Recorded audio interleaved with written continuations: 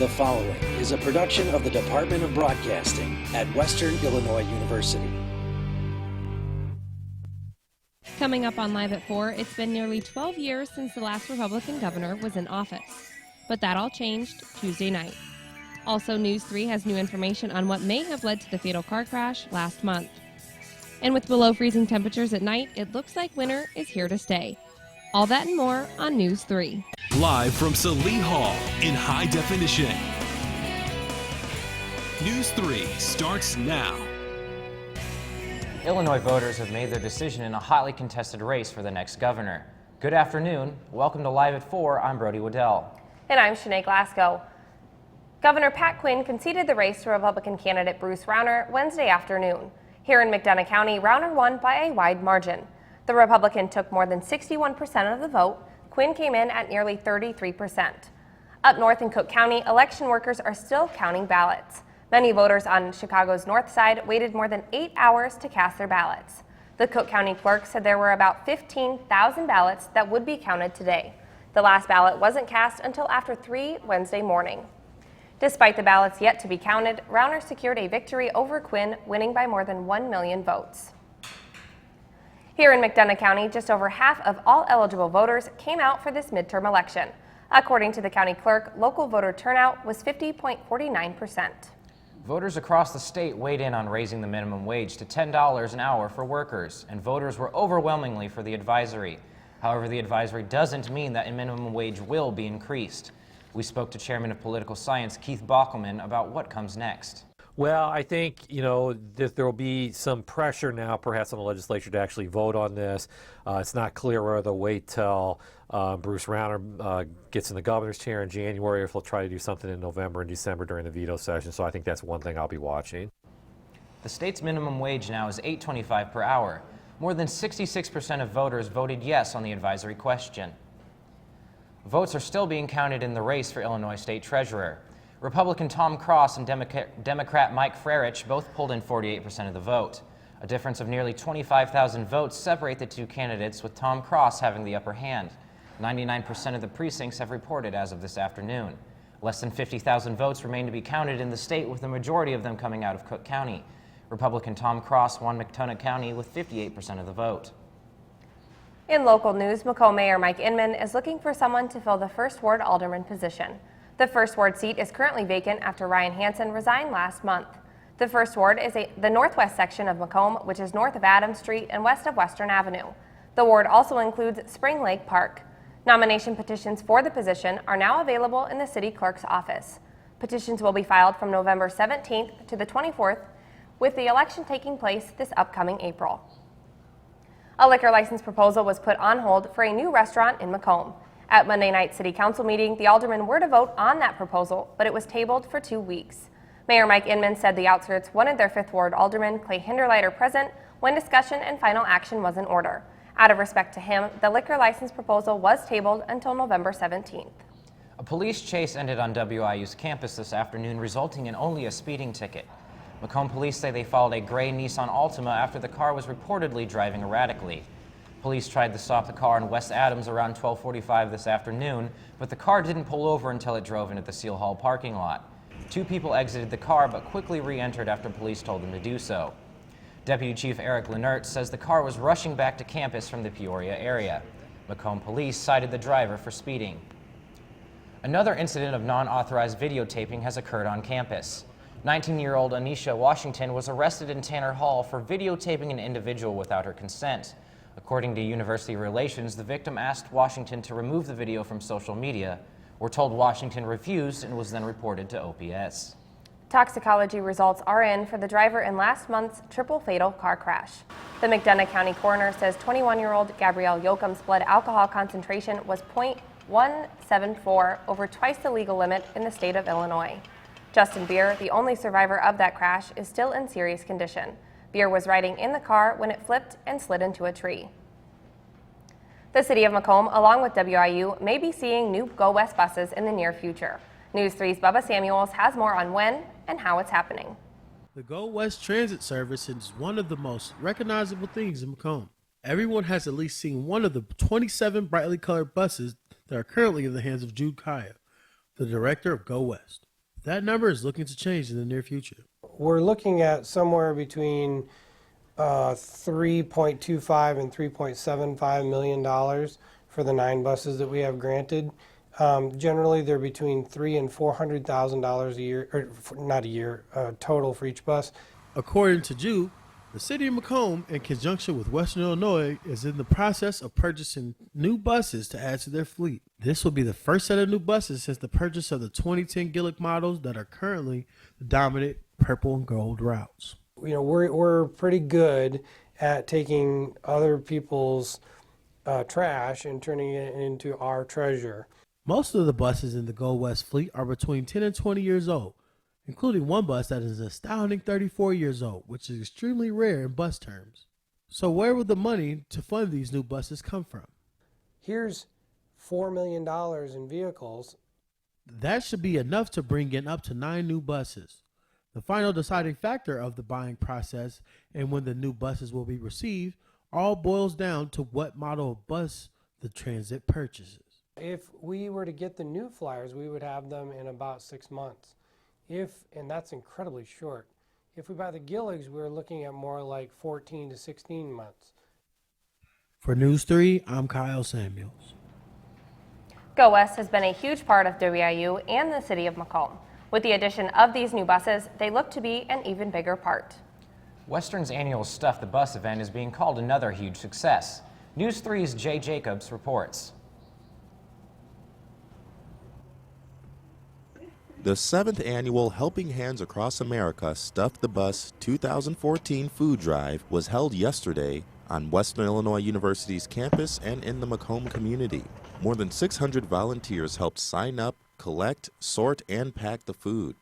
When you first walk in, you don't really know what to do because everyone's just like buzzing around, but you'll get the hang of it and just start organizing the food as best as you can. And after its 7th year, Stuff the Bus looks to become one of the most promising Western traditions. Over the years, I've had students come up to me and say they've never volunteered before, and this is the first time they'd ever done that, and it felt good. And so that's really what it's about. It's about learning how to appreciate community and doing a good thing for the community at the same time. Well, it's a great way to meet people, and you can put your face out there and let people know that you're helping the community and giving back, and it's a positive interaction with the people in the community. I mean, as a student, I think it's important to see the value in volunteering, just because someday, you know, you might be in the position where someone might, you know, need to help you, or someone might, you know, need your help in another situation, or you might be involved in another organization. The amount of food that has been collected is unsure, but there's one thing that's for certain. This one, there's definitely a lot of food. A lot. Reporting for News 3, I'm Jay Jacobs. Stay in touch with News 3 to see the Stuff the Bus collection results as they come in. Moving to weather, dropping temperatures and windy conditions are making it difficult to walk between classes, and raking leaves is going to be nearly impossible. News 3's Nicholas Stewart has more in his first forecast. Nick? Yeah, taking a look outside, the clouds have cleared at least. At least we're looking at mostly sunny skies as we approach sunlight, but temperatures are well below normal. We're averaging at 57 degrees normally. We're only down to 46 degrees. And as you mentioned, that gusty northwest wind is due to that Clipper system that moved through overnight. Winds northwest at 26 miles per hour, gusting at times over 30 miles per hour. Temperatures across the entire region are pretty cool, but that's mainly because of the cloud cover we had all day. We're just on the fringe of the storm system right now. Just a few of these fair weather cumulus clouds coming through right before sunset. Temperatures were in the 40s across the board, 44 Galesburg, 46 in Burlington, both 48 in Quincy and Keokuk. Those are the warm spots in the region. Temperatures will remain below normal for the next several days, and we're looking at the chance of a very bitter cold spell coming in at the beginning of next week. We'll have a look at your full forecast in just a couple minutes. Back to you. Thanks, Nick. Next Tuesday is Veterans Day, and Western's campus is honoring those who have served our country. Tomorrow morning on Good Morning Macomb, I will sit down with one of the coordinators for the many events here on campus. Events start Monday and continue through Friday. They are aimed to thank those who put their lives on the line. To start off Veterans Week, the WIU Wind Ensemble will have a very special guest conductor. 98-year-old World War II veteran John Moore will be waving the baton. Members of the ROTC program, along with Master Sergeant Doug Matsey and Professor Matt Bean, will be featured in the show. The concert will include a list of patriotic tunes and war hymns. Western Illinois University's Knobloch Cafe will commemorate United States POW and MIAs, U.S. military personnel who were taken as prisoners or are listed as missing in action next week on Veterans Day. According to a WIU news release, the POW and MIAs table, or the White Table, is a tradition commemorative to the fallen comrades, as well as to the men who are still missing in action. Lunch will be served from 11:30 a.m. to 12:45 p.m. The cost for veterans is $3.50. The cost for the general public is $7. Each week, News 3 brings you a closer look at an animal in need of a home. This week's pet of the week is Baby. This pit bull mix is 3 years old and weighs around 54 pounds. She is good with kids and a very playful dog. As you can see from the video, she's just a happy pooch in need of a home. Baby is one of many animals waiting to be adopted at the McDonough County Animal Shelter located on the north end of town on Tower Road. Now an update on the fundraiser we featured a few weeks ago for the Humane Society of McDonough County. Retired Professor Chris Bricks pledged to match any donation made to the Humane Society, up to $1,000. We're told the Bricks Challenge was successful in raising more than $10,000 for area animals. Next up on Live at 4, Starbucks brings back a familiar flavor in time for the colder weather, and it will make you feel like snuggling up by a fireplace. And still to come, the city of Chicago is getting ready for an annual Christmas time tradition.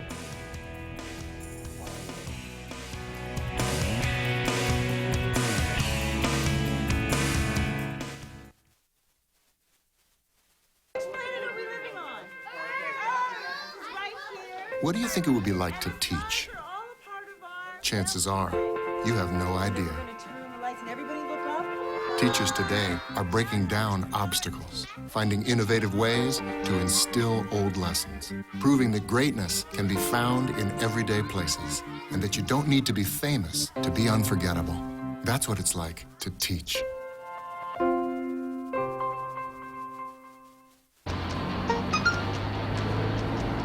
The average text takes your eyes off the road for nearly 5 seconds. Stop the texts. Stop the wrecks. Visit us at stoptextsstopwrecks.org.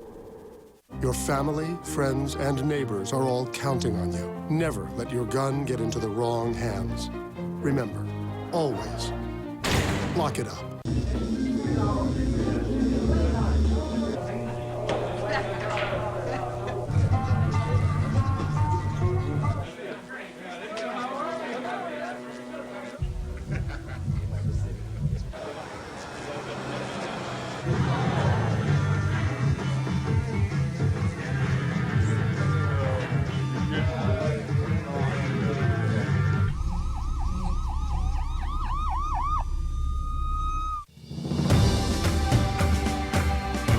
That's me, Joe Decker, owner of San Diego-based Gut Check Fitness, Guinness Book or World Record holder, World's Fittest Man, and WIU graduate. There are a few things that have helped me get to the top of my industry: growing up on a farm in the Midwest, serving in the U.S. military, and graduating from WIU. This is my story. What will your success story be?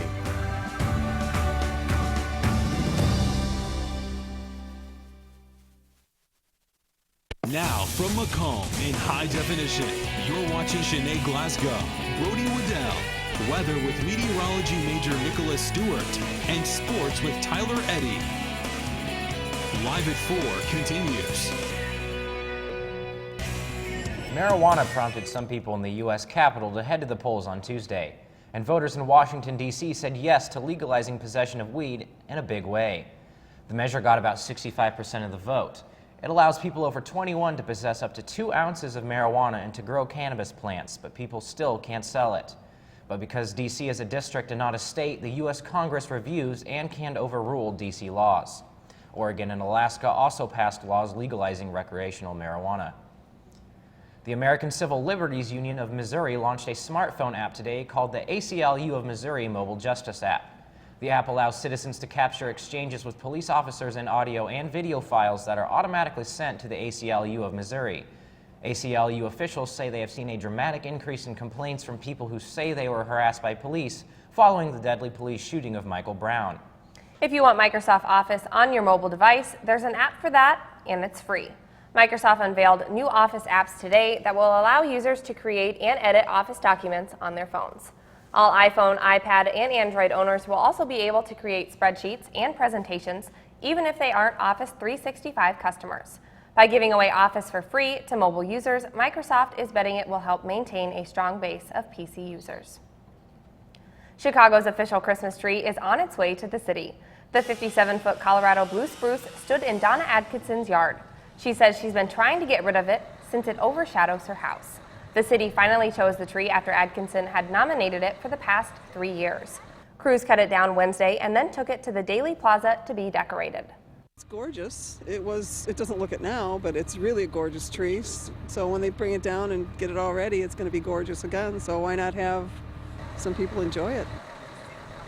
The city's official tree lighting ceremony is that Tuesday before Thanksgiving, November 25th. And in more holiday news, Starbucks is bringing back its eggnog latte for the holiday season. Call it a customer appreciation gesture, the coffee maker dropped the drink from its menu to simplify its holiday offerings, and customers revolted, many taking to social media to gripe about the deleted latte. Starbucks plans to have the eggnog latte back in all stores by the week of November 17th. We're dealing with below average temperatures today, and that's expected to continue into the weekend. News 3's Nicholas Stewart will have your full weather forecast after this.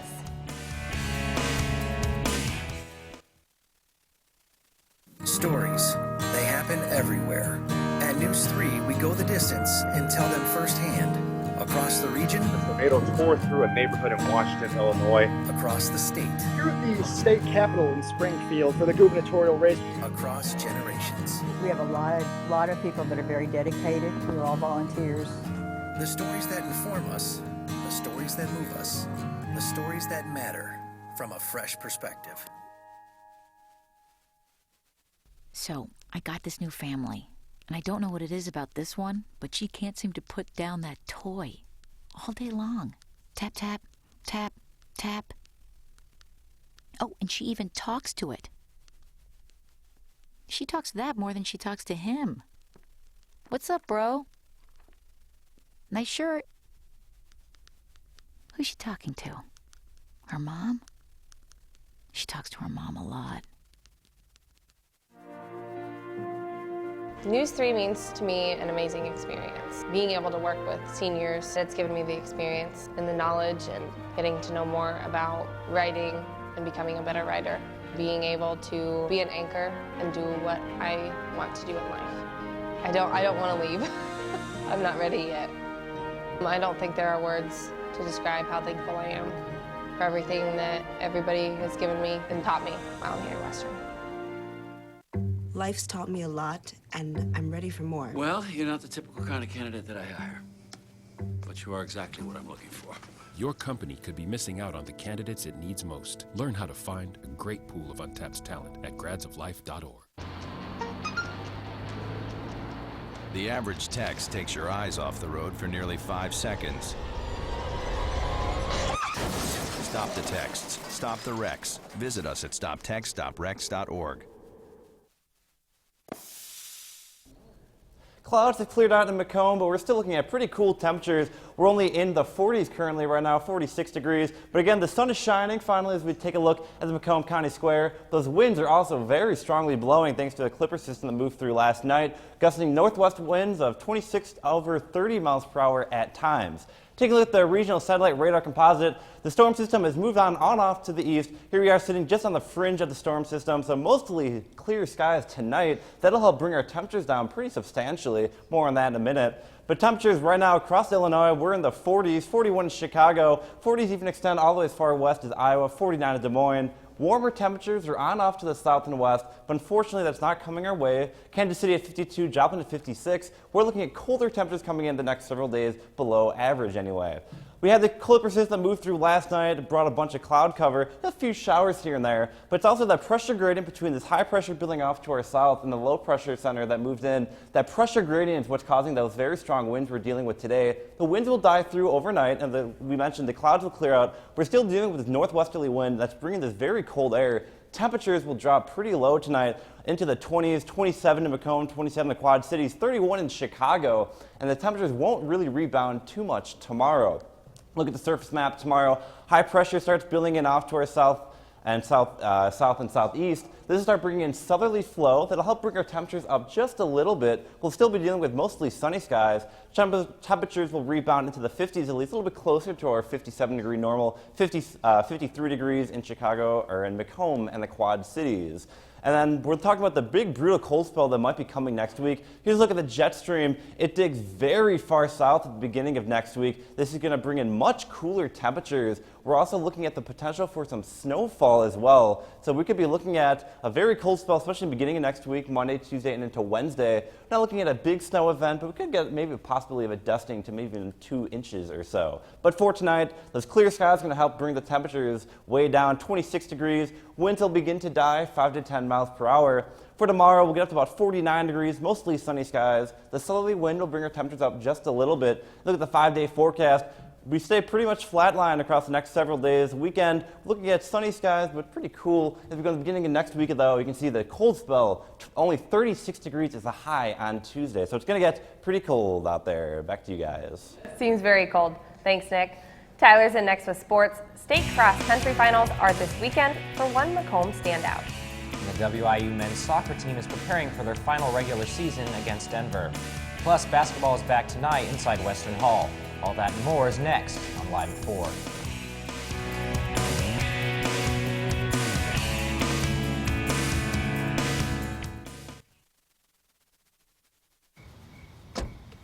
Thank you, dear. Well, you're very supple.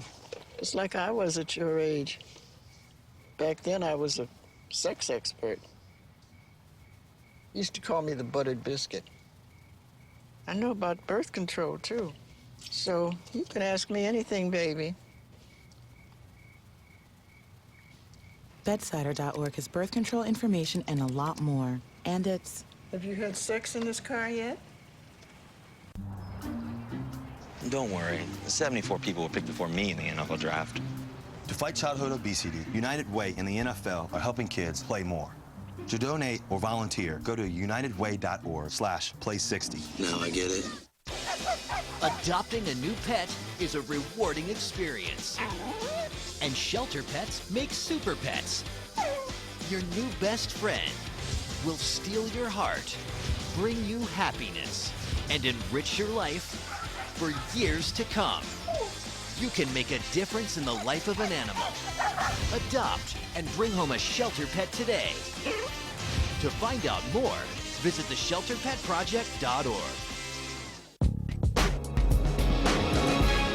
Hi, that's me, Sammy Marshall, a junior exercise science major at Western Illinois University, shortstop on the Leatherneck softball team, and Summit League Player of the Year. At Western, I take my GPA just as seriously as I take my batting average. My experiences with faculty, my coaching staff, and the community are helping shape my future in exercise science. This is my story. What will your success story be?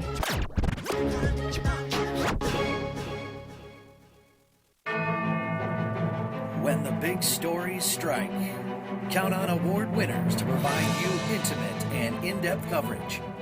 On the air and online. Local news, fresh perspective.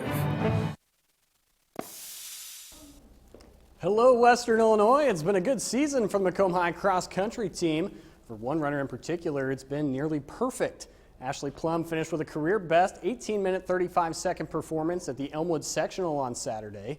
This means the senior will get a shot at a state championship this weekend. Her time in the sectional was good enough for 7th overall, automatically qualifying her for a state spot. Plum was the only bomber to advance, and Macomb finished 7th place as a team. Unfortunately for the Orange and Black, nobody from the boys team advanced past sectionals. The state cross-country meet will take place Saturday at Detweiler Park in Peoria, Illinois. Race time is set for 9 a.m. The Western Illinois men's soccer team has their sights aimed on a Summit League rival, Denver, this weekend. Saturday will mark the regular season finale against the Pioneers. With a win, the Purple and Gold could finish with 9 wins and have a chance to take the Summit League regular season championship.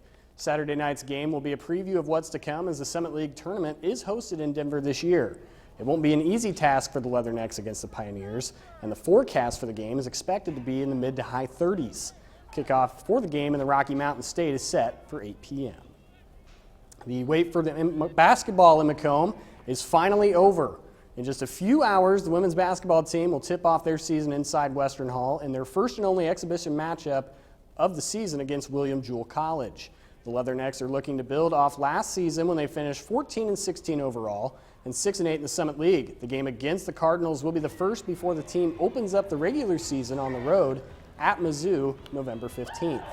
Tonight's exhibition matchup against William Jewell is sort of a flashback for women's coach J.D. Gravina, who graduated from there in 2000.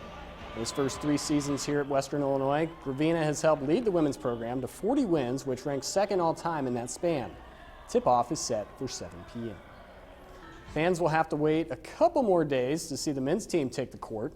It's a new year and a new head coach for the Leathernecks this season. Former associate head coach and current head coach of the Leathernecks, Billy Wright, is asking his players and Leatherneck fans to go all in this year. The Purple and Gold will look to improve on a 10-20 record overall and a 4-10 Summit League record. A bright spot from last year was the team's 7-5 record right here at home. Saturday's game against Cornell College, not the Ivy League school, will tip off at 3 p.m. And the bye week is over for the Western Illinois football team. Saturday marks Game 9 for the Purple and Gold inside the Dakota Dome in Vermillion, South Dakota. The Leathernecks are currently 3-6 on the season, 1-4 in the Missouri Valley. The Coyotes are 2-7 on the year and have a winless conference record. Saturday's game will mark the first and only game the Purple and Gold will play indoors this season. The Leathernecks will also be without their top linebacker, J.J. Raffleson, who had a potentially career-ending elbow surgery last week. This is the 5th meeting between the two teams all time. The series is currently at a standstill with both teams winning 2 games apiece. This weekend's game is a bit of a relief for the Leathernecks because the Coyotes are the first unranked team they played in 5 weeks. Kickoff from the Dakota Dome is set for 4 p.m. Hey guys, that's all the time we have for sport. Thanks, Tyler. 4 childhood toys were elected to the Hall of Fame today. The list of winners when we return.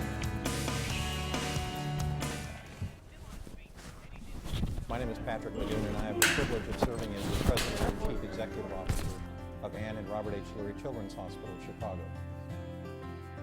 I'm also a very proud alumni of Western Illinois University. It gave me the foundation I needed to build a very successful career. That's my story. What will your success story be?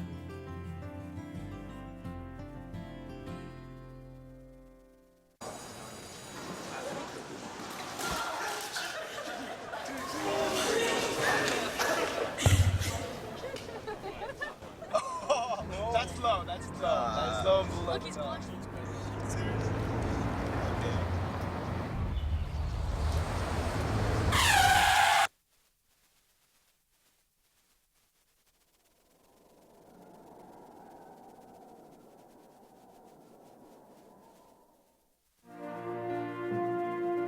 When you get to be a part of the people that really are here for one common goal, one common interest, and that's to be the best, and that's such a big deal to me.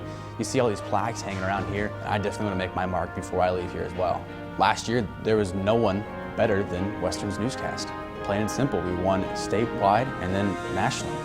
I couldn't be any happier with how things are going out for me right now. Everything that I wanted, I got. When some people struggle with their mortgage payments, they become frozen. But the people who take action are far more likely to get the most positive outcome. Call this free government program for the option that's right for you. I read it slow.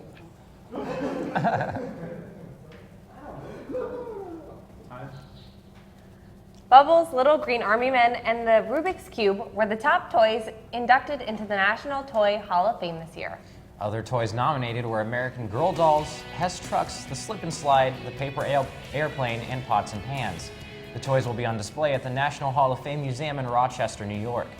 Thanks for joining us this afternoon. For Nicholas Stewart, I'm Shanae Glasgow. And for Tyler Eddy, I'm Brody Waddell. We'll stay on top of your news overnight and bring you the latest updates on News3WIU.com.